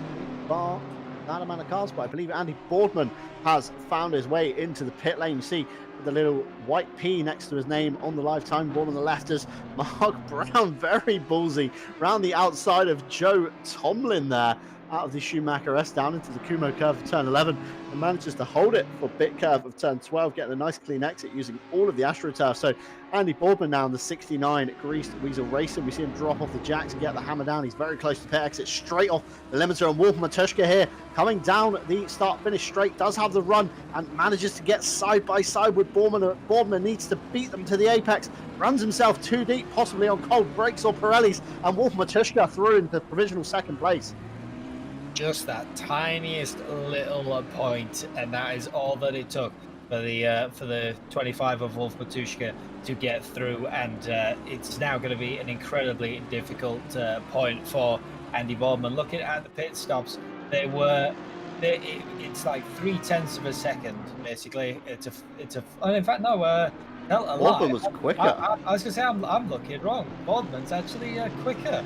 So Boardman had the better stop than Wolf. Just must have been the outlaps then, and that speed coming down the straight that had Wolf Matuszka just with that slight advantage. Yeah, crazy. We look down at the live timing boards we all share up here in the commentary booth, and 46.6 for Wolf Matuszka. That's from pit in to pit out. So as soon as he crosses the line coming in, to as soon as he leaves the line off the pit limiter. And Andy Boardman with a 46.034. So over half a second between Boardman and Matuszka. And Matuszka still manages to pip Andy Boardman out of turn 1. Absolutely crazy. You know, we were saying Wolf is, you know, far superior in the pit lane. He spends all this time practicing. Boardman goes and whops him by 0.6 of a second nearly, and still manages to lose out. So Wolf's in-lap and out-lap, like you say, Ryan, must have been absolutely spectacular to get that gain. And now, obviously, that car will have had one more lap versus, you know, to warm up the brakes, and the Pirelli's back up once again, as you said. So it's going to be even harder to catch the 25. And if you push, you know, so hard, you can very easily completely grain the tyres that you've already been running around on quite a while. If you've done all you can at the start of the race to not grain them, and then you have that car in front of you and you decide that you have to push, you can just completely grain them in the latter half of the race. Raphael Huell having a little bit of a understeer moment there, coming onto the back straight, and the number 20 launches themselves up the inside, deciding that big barge of an M6 is annoying them, and it's been annoying them for far too long. But they're going to be side by side into the Mercedes arena. Look at the front of the M6 trying to put the power down with a little bit of a wiggle. The traction control will be furiously trying to fight, but I think it's going to be all over for the M6 and a bit of a flash of the lights here. Maybe there's something that we didn't quite catch. Yeah, possibly. Maybe a little bit of elbows out racing from the Tresor by car collection car of Vercuccio versus Manzo's RPMS Simsport BMW M6 as they navigate down into turns 6 and 7. Manzo surely unhappy about something, as we caught from Helicam the beam of the endurance lights out of the bumper of the car flashing furiously once Vercuccio got passed down into Dunlop curve. The gap has widened slightly. Vercuccio's Audi looking like the better of the two cars, but the dated TC systems, Ryan, I'm sure you know that the M6 can be a bit of a brute trying to put the power down, especially in the latter half of the race, as you say, with possibly grain tyres not always at their best, maybe dipping a little bit low in pressure out of the optimal window, depending how close you try and run to that magical 27.6 PSI average. But Raphael Huell sizing up Mark Ham. This is, of course, for honours in Split 1. These guys do have a championship to fight for. The car ahead, Jan Yao, that you just see slipping out of shot with a terrifying mouth on the front end. Obviously, no part to play in the points aside. So Jan Yao with provisional leading. Obviously, Mark Brown, you see ahead, does need to still pit. And a lot of the guys leaving it very, very late, Ryan. Just over 7.5 minutes to go. And we've still got quite a few cars to come down the lane. Yeah, a lot of people electing, at least in this sort of cold and optimum Nurburgring night, that they're gonna just keep going. Like I said, maybe that they haven't met much traffic yet. They've decided that actually it's the greater strategy. I think a lot of the front runners as well, especially if the closer you were to the front, the more it seems that these people trying to go long, and a couple of more people diving down the pit lane. The 95 Joe Tomlin has finally come down, and I just saw John O'Race's Audi R8 Evo drop off the jacks and roll back out into the night. So more and more people coming through the pit, but as he says, the top four still yet to do anything or budge, and Mark Brown in that BMW really going long, as that was an incredibly close moment from Raphael Huell, as late on the brakes as the Porsche could allow, and just like millimeters from the back of Mark Ham. That will be a little bit scary in the rearview mirror of that BMW. Yeah, Raphael Huell possibly looking at the back of Mark Ham's car that says "Never Give Up" emblazoned in big capital letters. A reference to The Last of Us there, but Raphael Huell possibly putting that motto to good use, as we see now the endurance lights off on Øystein Brenham's car. The four-way flashes on front and rear with the rain light as well. First of our top four to bring a trip down pit lane. All eyes on this man. He has eked out a very big lead indeed to Chris Downing, who finds himself in provisional leader's spot now as he comes past pit exit, lights are blazing. But this man here, Andy Boardman, is one of the first of the cars that we saw in P2 originally, and Wolf Matuszka has now snatched that P2 from him. So we're going to be watching here Wolf Matuszka on the left. We're going to have Øystein Brenham somewhere on the right, but pit board has been cleared from Brenham's car, and Matuszka comes across the line, and Brenham is still 8.5 seconds to the good, Ryan. An absolutely fantastic stop looking down, we have a pit stop time of 47.2. So maybe not the fastest stop we've seen this evening, but certainly probably the safest stop. Wants to, not get caught speeding in the pit lane. We see endurance lights flashing ablaze here. Jan Yao getting the hurry up, from Mark Ham, and Huell giving the hurry up to Ham to try and get these guys some clear air. But, you want to be very careful on pit entry. You also want to be very careful to stop dead on your jack, so you haven't got to shuffle the car around. Then you want to make sure that car is fired and ready to go for when it drops off the Jackson. Oystein Brennan probably, making sure he ticks all three of those boxes. Yeah, very much so. And like you said, even though it's not the quickest stop of the day, one of probably the safest, because he knows that with that amount of a lead, you can't really afford to throw anything away. Just play it safe, play it cool. And looking on this battle as well, as he says, Jan Yao getting the hurry up, but this is probably just as equally scary a place to be as that middleman that we talked about earlier. Jan is obviously leading split 2 for what could be the final time with 5 minutes and 50 left to go. But these two pro cars, obviously they really want to get by. They're hassling him along, but not too far into the night. You can just about see the lights swooping around the corner. There is Richard Phillips. You can just about see tiny little specks of light in the distance. Something happens to Jan, gets stuck behind them, loses both of these positions. He has completely lost his sort of safety barrier for the win of split 2. Yeah, certainly so. With Jan, he's got the split two lead in the bag at the moment. Mark Brown, you can discount him because he still has an orange number 1 next to his name. Still means he has to pit in the next 3 minutes and 45 seconds. But Jan, with, like you say, Ryan, that safety barrier between of Mark Ham and Huell. What you don't want is Ham to catch your Porsche, start battling with your Porsche, that then brings Huell into the picture, which then slows all three of you down, which we saw earlier on in the race is a thing here. We saw trains of 3 being caught by the 4th, and then that allows Richard Phillips to then latch onto the back. You can see just over the roof of Raphael Huell's car behind the blazing headlights of the Mercedes, and looking out the window, Mark Brown has come down pit lane finally, which will allow Jan Yao to take definite lead of the split 2. But Mark Ham is getting closer and closer to the back of Jan. And I mean, what do you do here, Ryan? Do you say, right, I'm not fighting this, on you go, you're faster than me, and then all of a sudden this BMW is holding you up? Do you try and hold him up, which then in turn starts a battle, which then slows all three of you down? Or do you just try and drive on and create a gap between you and Ham?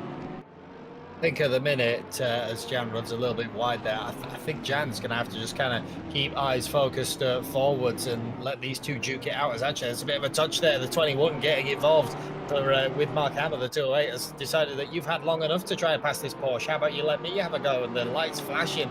We should, wants to get by these two. And like you said, that's kind of what you have to do. You have to either back someone up. If I was Jan, I would not want to have no safety barrier between me and the charging Richard Phillips, who's getting ever closer, with the time running down. If you know that you've only potentially got 2 laps to go, with looking at the time, maybe 3. It might be 3 where the leader is, depending on how quick they get round. You know what I mean? It's going to be very close. Yeah, looking beneath us again, another rumble comes past the pit lane underneath our feet of Tom Shipston. Has finally brought the Ground Zero Racing BMW M4 in and calls it a day. But now, with 1 minute 40 to go on the lap, or on the pit window timer, should I say, still just over 3 minutes to go, we're going to start seeing the likes of Chris Downing and Nico Kumpu come in as Tom Shipston has come out of the pit lane. We then see Mark Ham still trying to hustle the back of Jan Yao's Porsche, but Jan, no stranger to pressure. They may be a split 2 driver, but I have raced against them in many events, and Jan can certainly hold their own. I will say that now, and even in the Porsche, seasoned vet in the Porsche does very well in the Ginetta as well. Eyes peeled on the RCI website. Haven't spotted it already. We have announced next Monday's championship, well, not next Monday's, but next season's championship, as Mark Ham goes on the defensive, as well as Jan Yao to try and shorten off the corner a little bit. But this allows Huel back alongside the rear quarter of the M4. Never give up. That's all Huel has been looking at for the last 10 minutes or so, and certainly Huel has not given up on the back of this BMW. Certainly wants to get past it, but look in the mirror, Ryan. Whose lights do we see filling that but Richard Phillips in the 22? And this is what I mentioned. Now that safety barrier is completely made up of these two cars that you see between the split two, Jan Yao, who's currently leading it, and Richard Phillips, who will very much want to take the pole position that they had back. They had it by quite a margin and quite a lot of pro cars, left, but they've ended up behind it. And this is going to be close for Nico Kumpu. Look at the top of the time, 6.5. Will they get into pit lane? They will, by the tune of 3 seconds. And the pit window has closed. So long as you are in pit lane, your mandatory stop will count. So that is down to the wire and then some for Nico Kumpu. Yeah, certainly down to the wire indeed. 3 seconds to the good. Could not make that any shorter if he tried. And Richard Phillips here riding on board. We see the shift lights of the Mercedes flashing furiously. And can I just say, Ryan, unless my live timing is bugged out, Tim Ireland there, very slow through the Hassenbach Bogen there, nearly caught Richard Phillips out being on the outside line. The front engine of the Mercedes wanting to understeer. Unless my live timing is bugged out, has Chris Downing taken the lead from Brenham? I think the term you are looking for is no. They're just wait until the timing. There you go. The 13 is back in front. They're just going through the Dunlop curve all the way down there. It has Nurburgring has very weird split sectors, and that is all I'm going to say. We have a yellow flag in the Mercedes arena for the 230, but look at this battle up ahead. Raphael Huel not giving up on the back of Ham. But actually, Richard Phillips having to take a little bit of a bite back on the car there, ending up, really not a line that you want in the Mercedes, having to try to save the car. All this bit time, the sweat must be completely dousing, Jan Yao in the 48, because you've got potentially one more lap. Yeah, definitely. Although the timer has hit 0, we of course do not finish until the last man has crossed the line. And looking out the window, I can see him rounding the last corner now. Oystein Brenham will be your victor here in the round 6 finale at the Nurburgring. But keeping all eyes on this fight of Raphael Huel and Mark Ham, as we see there, Andy Boardman flick through the picture. We see an M6 furiously flashing lights to celebrate. Wolf Matuszka takes P2. Andy Boardman there, sorry, must have been another M4 I spotted, takes P3. Another great drive from Andy Boardman. Has been very consistent this year, but back to the fight that we did have on our screens. Richard Phillips has dropped back a long way. A little mistake maybe through the Schumacher arrest. Mark Ham looking to the back of Jan Yao, still trying to find a way past that Porsche, although it's not for any points, it's purely for honor. Mark Ham P10 overall and takes a P9 in class. So a solid top 10 finish from Mark Ham. Has put on a stellar drive today here at the Nürburgring for the finale. It's had a bit of a rotten start to the season, didn't really place too high, but has certainly clawed it back with the Last of Us BMW M4. And this man here, Jan Yao, has succumbed to all the pressure and has allowed themselves to take victory here at the Nürburgring in Split 2. Richard Phillips, a very admirational drive in P2. Just behind there, Les Stevenson, very own RCI staff member in my favourite livery, I believe, on the grid, purely because I do like a good KFC now and again. But this fight here between Joe Tomlin and Mark Brown still hasn't succumbed to anything. Obviously, Mark Brown still hustling the back of Joe Tomlin's Audi. Again, not for position, but these guys, great to see them fighting up and down the grid. Rudy Philmalter there has, of course, finished, and the 995 comes across the line. Majority of cars up and down the grid, and there we go. Everybody has finished, Ryan. What a great race that was. And there you go, as all the points are finally tallied up. That was a monumental race, and we're going to get the proper points results in a little moment. But I believe what we at least can confirm with no doubt is that the 48, Jan Yao, is the champion of the Split 2 of the Deutschland Masters. Yeah, Jan has certainly edged their way past Richard Phillips, although Phillips not with a great start at Mazzano, only scored 9 points versus Jan Yao's 36, so instantly on the back foot there. But Jan Yao, of course, with a poor finish and Zandvoort of 3, but a very strong finish here at the Nurburgring indeed. Very, very very good championship run. I've really enjoyed casting this. We've seen, a very dominant split one slowly kind of fizzle away and split two, a few sign outs here and there. And then we smashed the splits together at the request of Tim Ireland, our championship admin for this season. And it's proof for some really great racing. We've seen some split two guys that maybe we weren't expecting to be anywhere near the front. Les Stevenson has certainly taken it to some of the split one drivers. Richard Phillips, dominant performance in Paul Ricard, and Jan Yao taking a victory here at the Nurburgring, beating a good handful of split one cars. It makes the dynamic a lot, a lot, not harder necessarily, but it gives a very different dynamic of racing, I find, and it's really interesting to watch. As he says, what do some people do, and then you end up with points like this where you are to one point and you're battling, but you've only got 2 pro cars holding back from your championship win or complete defeat. Speaking of championship wins, we were all completely wrong because we weren't factoring in drop round. So what you actually find is that the number 8 Dario Barzaghi will take the championship win in the Deutschland Masters GT3 Pro Class with 171 points. A great drive by Oysten Brenham. Netted all the points that they possibly could at the end of the season, but have ended up P2 with 152, just a little bit far behind.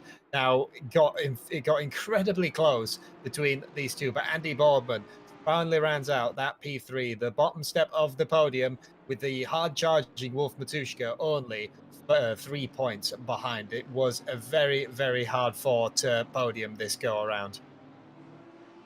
Yeah, definitely so. Some great drives up and down the grid, and Barzaghi just having enough to clinch the honours in the Pro Championship. As we flick down just outside the top 10, we see Nico Kumpu pipping Rudy Filmolter to the line, Mark Ham beating George Kwiatkowski, and Joe Tomling rounding out the last of the double-figure scorers. Nicole Fox taking away 4 points, Matthew Kingston-Lee with a part sign-up of 3, and Ross Cam with 2 points. So points to be had up and down the grid, right up to P18. Of course, we roll through to the final page of non-scorers. But GT3 AM, this man here, Jan Yao, with 170 points, nearly scored as many as Barzaghi. So an absolutely stellar drive, nearly 1-to-1 with the Barlos Esports driver that took the Pro Championship. Richard Phillips comes in for the RPMS SimSport boys in P2. And of course, Les Stevenson, RCI's very own staff member, on 130 points. Then we see a little bit of a gap down to Mark Brown, 90, Richard Withall on 83, Thane on 76. David Grunstrom, a great drive from him at Alton Park, we saw on 55. Daniel Crinson just getting pipped there by 2 points on 53. Manzo on 45. So the M6 boys sticking together in the top 10, and Mike Redford scoring 43 points. Unfortunate demise here at round 6, catching the broadside of an Audi, but quite a lot of British drivers in that top 10, Ryan. And as we flick back down, M Young just pipping Callum Kerrigan by 1 point, who pipped Fukushio to 39. Keith Withall on 27, being pipped by Berner on 2 points of 25. Tim Ireland, Martin Foster, and Richard Hutchins all joint 16th place. Chris van der Linde and Julius Wagner also tied P19, or what would be essentially P17, should we say, on 8 points on the AM Championship. And just rounding out your AM Championship here, Charlotte Robinson on 6 and Roos on 0, with 2 non-scorers of Hubert Hauser and Ibiza Racer. Well, Ryan, what a great championship this has been. Wonderful up and down the grid. And of course, we do round out and sign off another Monday championship. What a great show it has been. All 6 rounds have been action-packed, and I can't say it anymore. It's a great car choice, having all these German marks together. And as you see there in the background, a big lump of a BMW M6. Great to see people still picking the older cars, if not for the fun of it, just for the meme of it. It's great to see them on circuit still. Yeah, as he says, this entire championship really has just been battles all up and down. You know, when you put people in even more matched machinery, when you limit the choice, you just get all of these, like what we're seeing on screen, super close racing. We've seen some great strategy battles. People who started to really gel with the car, who started out the season really not sure, having to find their feet because maybe not a car that they drive with at all. And by the end of it, maybe saying, yeah, I actually quite like this, but as he says, it's been a great Monday season, a great choice of tracks, and well, just got to hope that the next Monday Championship will bring just as much action. I am certainly sure it will, Ryan. Obviously, next Monday's championship has been announced over at racerci.com. We are, of course, running a Ginetta Cup. So, one make series, of course, Ginetta GT4s only, driving on the right side of the vehicle. Going to throw a few Europeans off on their point of view, apexes, etc. We have a single 60-minute race with a mandatory pit stop and two 30-minute races apparently in the season as well. So it's not just all about endurance. It can be a 30-minute sprint. And when you put a lot of drivers together in 30 minutes of time, they're going to be wanting to get a move on. So, of course, sign-ups and pre-qualifying are open on the website. You can find all of the information that you need over there, including the calendar. Round 1, we start over at Kyalami. Round 2, we begin Zolder. Round 3, this is going to be an interesting one, Bathurst. To anyone that's driven the Ginetta around Bathurst, I'm sure you'll know the gearing ratio is absolutely short as anything. We're going to hear a lot of limiter action coming down Conrod. Round 4, we find ourselves over in Snetterton, and round 5 takes us over to Suzuka. Round 6, Watkins Glen, before rounding out the finale in Donington Park. So one mandatory pit stop, 1 litre of fuel is needed, and a 57-minute pit window. So all to play for, all very mixed strategies indeed. And of course, the 30-minute races do not require a mandatory stop. But as we draw to the end of our broadcast, we see Joe Tomlin there catching some grass. We do, of course, have a message from our partners, AK Informatica, for providing high-end server solutions here at RCI. However, they also provide hardware, peripherals, and accessories, including sim gear. So if you are in their target market, be sure to check them out for any needs. Driver61.com. Of course, if you do want to improve your driver's level, you can get 25% off your driver coaching by using our discount code. We do have a link in the description below, and head over to driver61.com. And finally, Fanatec, your one-stop shop for the best sim racing equipment on the market. You can, of course, use our affiliate link in the description, and it won't cost you a penny. However, it does help us here at RCI with all the running costs incurred. And as we round out tonight's broadcast, Ryan, I could go again. Next Monday, I want more of this racing, but unfortunately, we're going to have to wait until the 24th of October when the Ginettas roar into life. Well, I'm going to wait for those Ginettas because it's going to be hilarious racing a bunch of fiberglass plastic bathtubs around, and they promote quite an aggressive driving style, I would say. So hopefully you will join us for that. Subscribe and hit the bell. We're very close to we're very close to 4,200 subscribers here at RCI TV, so that would help us out a bunch. But I'm glad that you've joined us for this season, John. And well, final time, do you want to close us out? Yeah, sure. Why not? Remember to, as Ryan said, hit the bell icon and smash that subscribe button, because it really does help us out here at RCI, of course, with the broadcast and the target we do reach. But from myself, Ryan Mawson, from myself, John Dalton, and Ryan Mawson next to me, I am far too tired for this now. And of course, all the live stewards who have dedicated their time to this series, and of course, our very own man who puts all the pictures on your screen, Stewie Harman. It is great to have you all here, and we hope to catch you back on RCI Mondays on the 24th of October for round 1 of Kyalami Ginetta Cup. Thank you and good night. See you in a bit.